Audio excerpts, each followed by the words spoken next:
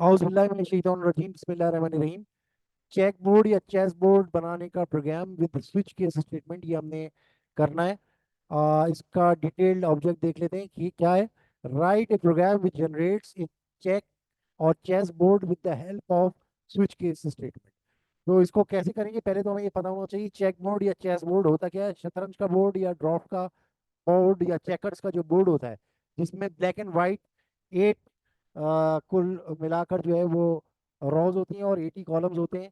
वो उसको हम चेक बोर्ड या चेस बोर्ड बोलते हैं।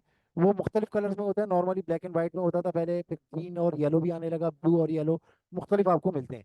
कलर की बात तो और है, बेसिकली हमने उसको डिज़ाइन करना है, कलर तो हम बाद में भी कर सकते हैं। तो इसको हम किस तरीके से बनाएंगे, तो लिहाजा इसको हम देख लेते हैं। पहले सबसे पहले हम इसमें preprocessor directives as usual जैसे हम प्रोग्राम में इस्तेमाल करते हैं, क्योंकि जो फंक्शंस हम लिखते हैं वो इंग्लिश लैंग्वेज में होते हैं। लिहाजा कंप्यूटर को उसको समझने के लिए उसकी डिक्शनरी की ज़रूरत पड़ती है, ताकि वो उसको मैप कर सके बाइनरी में।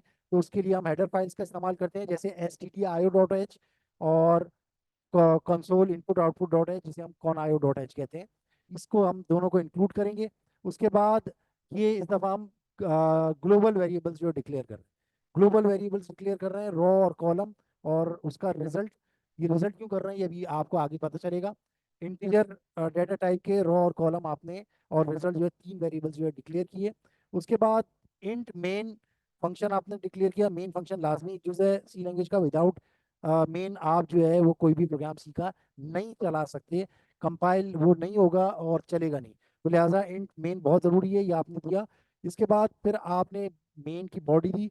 मेन की बॉडी के बाद आपने, जाहिर सी बात है, 8 कॉलम्स आपको चाहिए और 8 ही रॉस चाहिए। तो आपने एक लूप चला दिया रॉ का, जो रॉ नंबर 1 से चल रहा है रॉ नंबर 8 तक, यानी कि जब तक रॉ की वैल्यू 1 से लेके 8 तक है ये लूप जो है चलता रहेगा। उसके बाद इसकी बॉडी को आपने स्टार्ट किया इस फॉर रॉ की लूप की। उसके बाद आपने बैक स्लैश एन दिया। ये क्यों दिया आपने, ताकि जब आप नेक्स्ट जो रॉ आएगी आपकी उसके बाद जो है वो एक लाइन का गैप आ जाए, इस वजह से ही आपने किया। उसके बाद फिर आप कॉलम को लिखेंगे। कॉलम को भी आप 8 तक चलाएंगे, एक कॉलम से लेके 8वें कॉलम तक, ताकि आपका जो ये स्क्वायर चेक बोर्ड होता है ये बन सके जिसमें 8 रॉज और 8 कॉलम्स हो। तो इसमें आपने जो अपना दूसरा वेरिएबल है वो भी यूज कर लिया, कॉलम 1।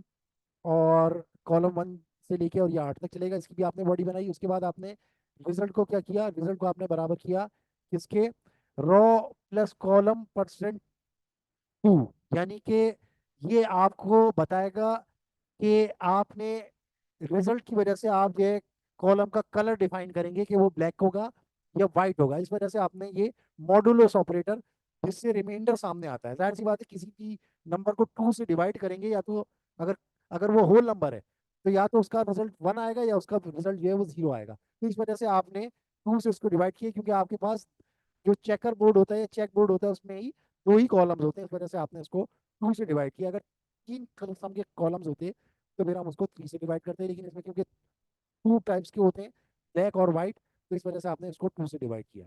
2 से डिवाइड करके उसका जो रिमाइंडर है उसको स्टोर करने की कोशिश की रिजल्ट में, जो कि वो हो भी जाएगा। उसके बाद आपने स्विच की स्टेटमेंट लगाई और स्विच में आपने क्या डाल दिया, रिजल्ट डाल दिया। रिजल्ट में या तो वैल्यू आ रही होगी 1 या रिजल्ट की वैल्यू आ रही होगी 0। फिर आपने क्या किया, स्विच की बॉडी को स्टार्ट किया और उसके बाद आपने केस 0 देखा।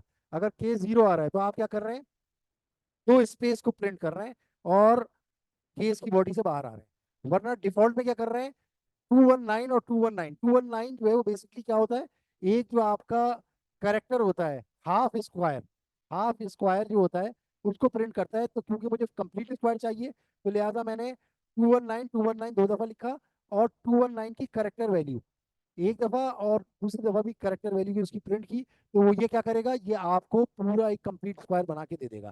तो अगर तो आपका केस जो है वो 0 आएगा तो ऐसी सूरत में वाइट स्पेसेस प्रिंट हो जाएंगी। और अगर ऐसा नहीं होगा तो ऐसी डिफॉल्ट वैल्यू होगी, कोई कोई भी वैल्यू होगी, तो ऐसी सूरत में ब्लैक कैरेक्टर प्रिंट हो जाएगा। तो हमारे पास पॉसिबिलिटीज दो ही वैल्यूज की हैं, या तो 0 आएगा या 1 आएगा। तो 1 आएगा तो ये जो है वो कलर के साथ, व्हाइट कलर के साथ उसको प्रिंट करेगा। और अगर केस जो है वो 0 होगा तो उसको ब्लैक जो स्क्वायर होगा उसको प्रिंट कर देगा। इसके बाद आपकी स्विच की बॉडी यहाँ पे खत्म हो जाएगी। स्विच की बॉडी के बाद आपका जो लूप है कॉलम का उसका आप एंड करोगे। क्योंकि इसमें लूप इसी तरीके से ऐड होता है, जो बाद में शुरू होता है वो पहले खत्म होता है लूप।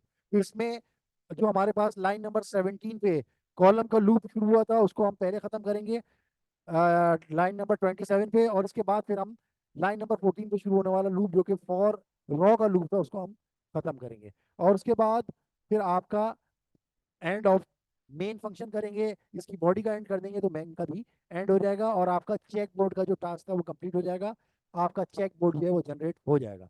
तो लिहाजा अब हम इस प्रोग्राम को एग्जीक्यूट करते हैं, कंपाइल एंड रन करेंगे तो यह देख लें आप ब्लैक एंड वाइट कॉलम जो है हो रहे हैं।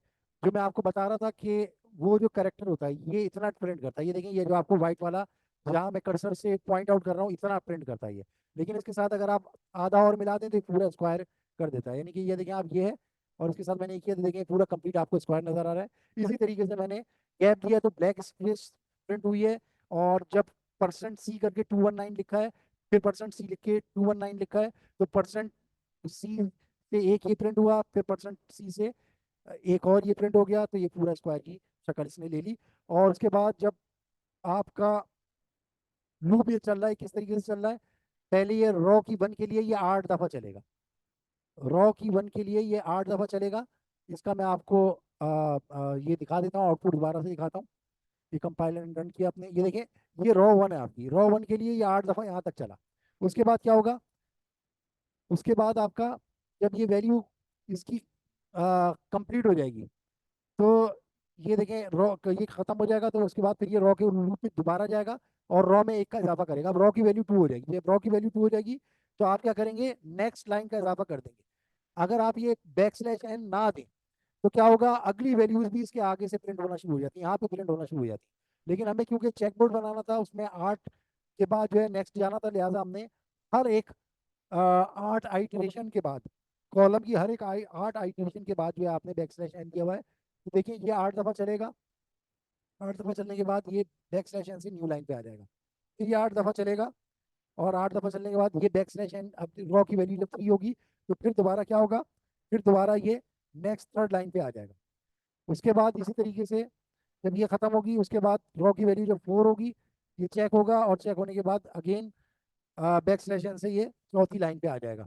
इसी तरीके से होते होते ये आखिर में बिलाखिर आपका जो आखिरी लाइन है वो जब रॉ की भी वैल्यू आउट हो जाएगी, कॉलम की भी वैल्यू आउट हो जाएगी, तो ये रॉ कॉलम के वैल्यू कॉलम के लूप से भी एग्जीक्यूट कर जाएगा, एग्जिट कर जाएगा, और उसके बाद रॉ के लूप से भी एग्जीक्यूट कर जाएगा, और मेन प्रोग्राम भी आपका एंड हो जाएगा। और आपको रिजल्ट क्या मिलेगा, आपको रिजल्ट जो है वो इस सूरत में मिल जाएगा। तो ये तो आपका प्रोग्राम, आई होप कि आपको ये प्रोग्राम भी समझ में आया होगा। अस्सलाम वालेकुम वरहमतुल्लाहि वबरकातुहू।